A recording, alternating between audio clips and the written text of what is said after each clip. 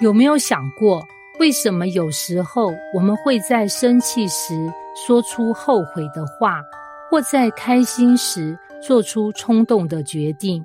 情绪就像生活中的隐形导演，它左右着我们的行动，却常常不被我们察觉。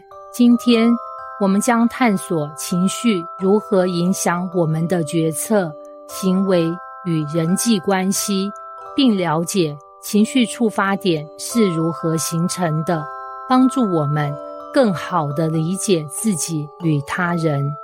一、情绪如何影响决策与行为？一、情绪影响决策的两面性。适度的情绪能帮助我们快速做出判断，例如害怕能提醒我们避开危险，兴奋能促使我们抓住机会。然而，当情绪过于强烈时，可能导致判断失准，例如在愤怒中做出激烈反应，或在悲伤中错失良机。二、情绪与行为的连结。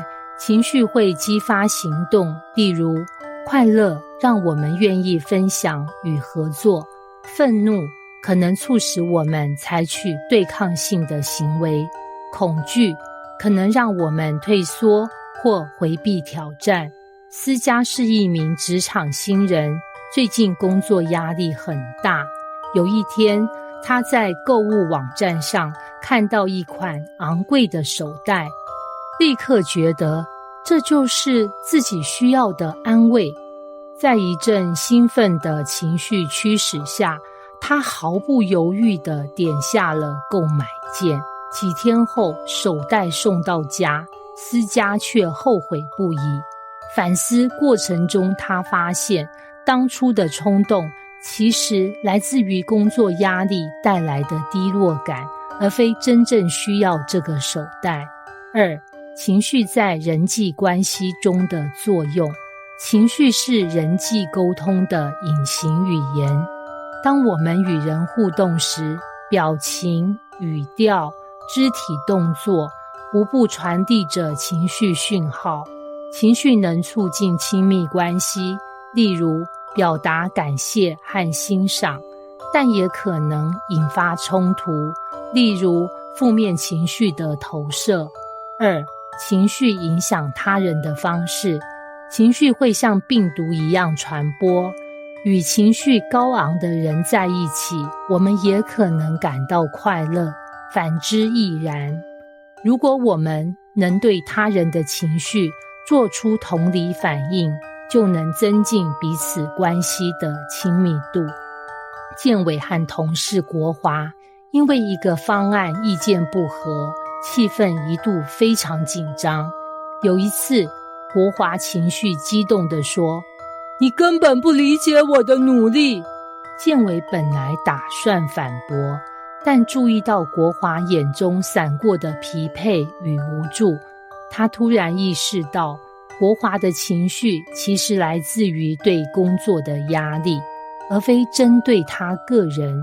于是建伟放下防备，试着说：“看起来你最近真的很辛苦，让我听听你的想法。”这句话化解了双方的紧张，也促成了后续的合作。三、情绪触发点常来自过往经验的影响。一、情绪触发点是什么？情绪触发点是指那些能够快速引发我们情绪反应的事件或情境，通常与我们的过去经历有关。这些反应可能是由早年的生活经验、未解决的情感或潜在的信念所驱动的。二、如何发现自己的情绪触发点？回顾情绪事件，哪些事件让你情绪特别激烈？分析根源，这些情绪是否与过去的经历或特定的人际模式有关？找出模式，是否有重复出现的情境让你产生相似的情绪？淑芬在职场上总是对批评特别敏感。有一次，主管在会议上指出他的报告需要改进，淑芬当场红了眼眶。经过与心理师的对话，他发现自己的情绪触发点来自于小时候常被父母严厉批评，总觉得自己不够好。了解这一点后，淑芬学会用更理性的方式看待批评，并不再让情绪失控。4. 实作练习。1. 情绪影响日记。